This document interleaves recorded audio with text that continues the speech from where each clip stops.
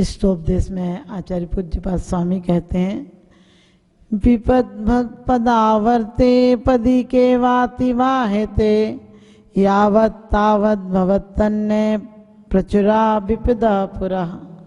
कहते हैं कि जब तक एक विपत्ति हटती नहीं है तब तक संसार में दूसरी विपत्ति आकर खड़ी हो जाती है।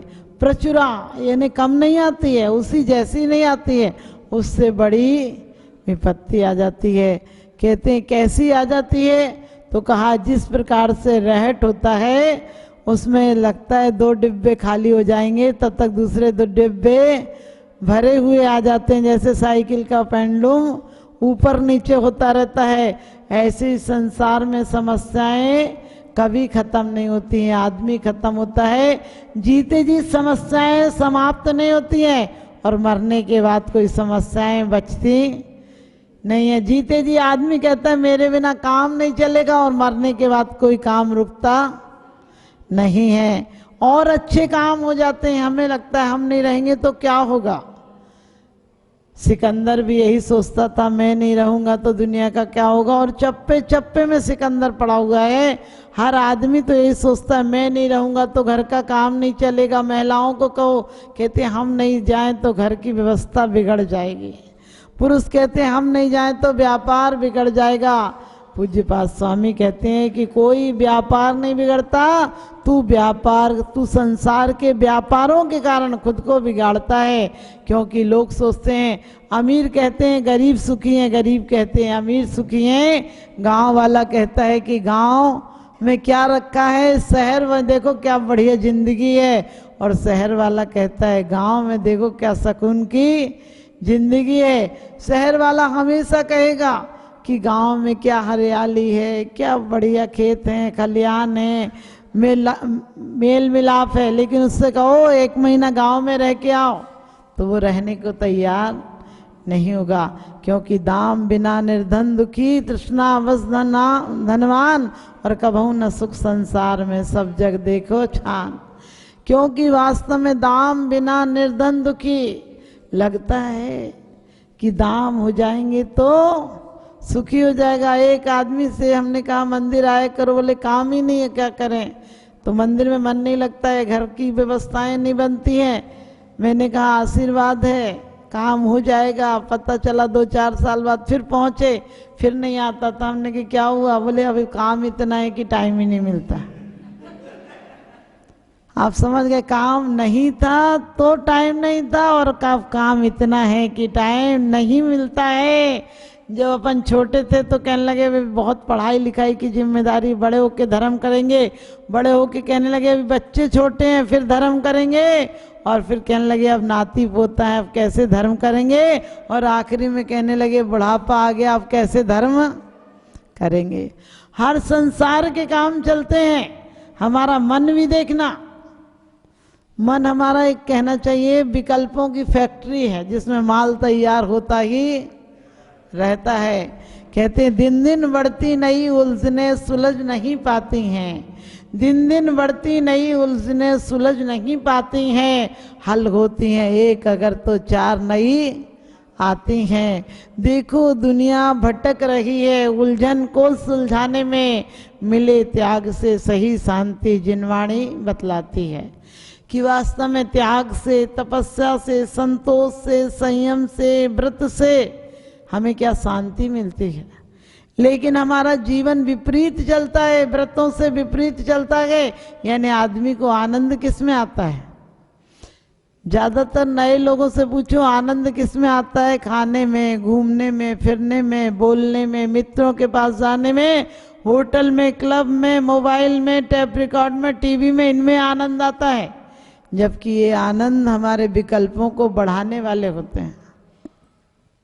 हमें सब लोग सुखी नजर आते हैं क्योंकि आप किसी को देखो तो हंसते हुए चेहरे मिलते हैं। सुबह सुबह लोग इतने बढ़िया फ्रेश होकर निकलते हैं कि लगता है इनसे अच्छा कोई सुखी नहीं होगा।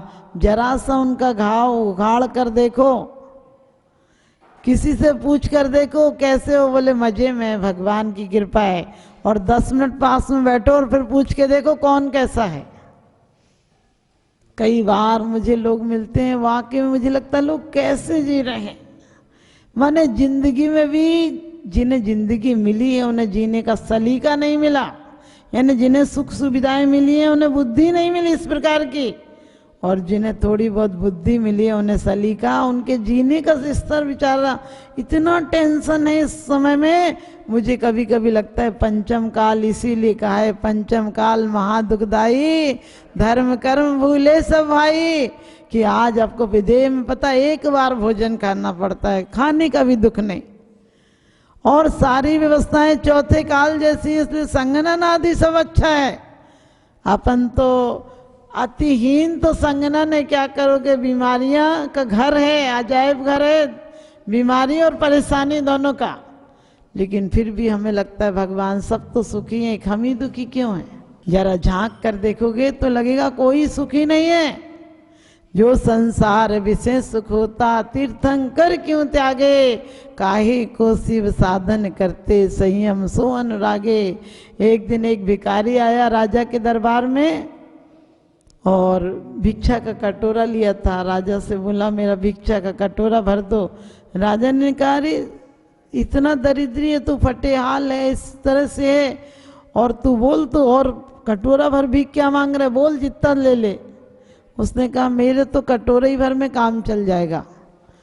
तो राजा ने कहा भर दो इसका कटोरा। कहने लगे राजन एक शर्त है, पहले सुन लेना, क्योंकि भिखारियों की भी आजकल शर्त होने लगी। उसने कहा एक शर्त है, आज आप भिखारी को खाना दो, खाना नहीं लेकर, बोलता पैसे दो, क्योंकि उनका भी अपना स्टैंडर्ड हो गया, आजकल 1 रुपया दो तो वो फेंक के चला जाएगा, तुम्हारे मुंह पे मार के चले जाए। और भिखारी भी देखता है कि तुम कहाँ दोगे, तो वो सड़क में ही पकड़ता है, किसी मेहमानों के साथ होते हो बीच मार्केट में पकड़ लेता है कि अब तुम्हारी इज्जत दाव पर, अब तो देना ही पड़ेगा। तो भिखारी भी, अब राजा ने कह दिया था कटोरा तो भर दूंगा, क्या बात है कटोरा कोई खाली जाएगा क्या। तो बोला राजन एक शर्त है, तभी भरना, नहीं तो रहने देना।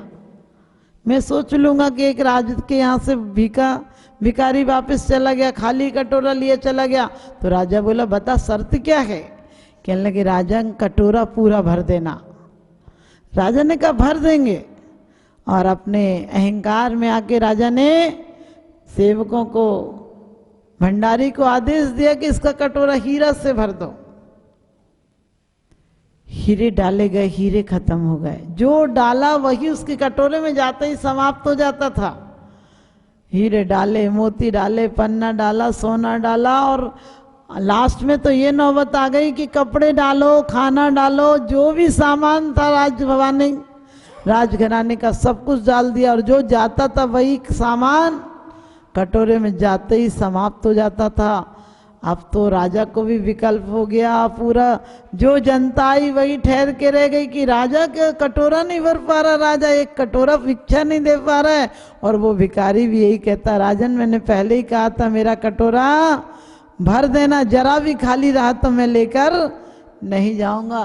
कहते हैं शाम तक पूरा नगर इकट्ठा हो गया, लेकिन कटोरा नहीं भरा, भीड़ बढ़ती चली गई।